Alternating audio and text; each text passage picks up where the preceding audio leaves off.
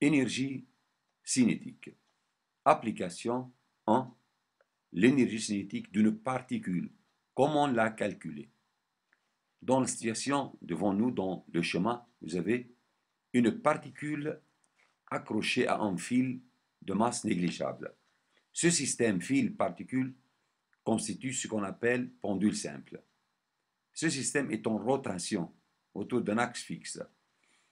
Dans le cas d'une rotation, nous savons que l'énergie cinétique a pour expression EC égale 1 demi I θ prime carré, n'est-ce pas?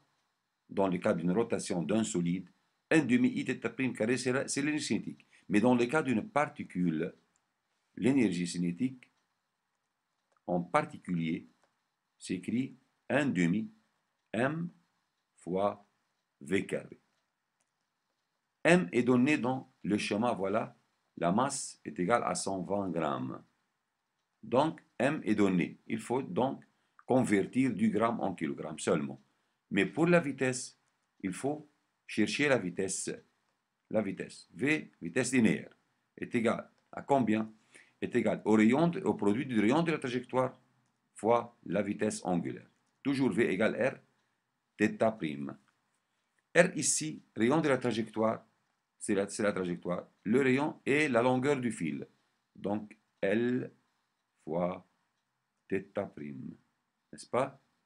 L fois θ prime.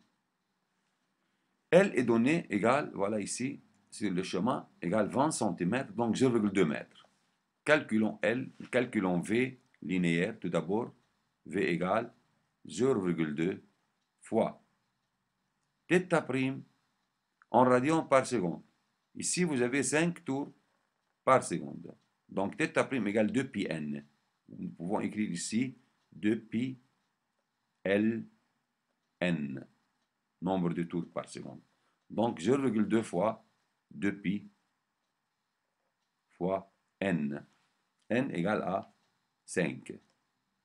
Donc, la réponse est 2 pi mètres par seconde dans le système international. On peut ainsi calculer EC.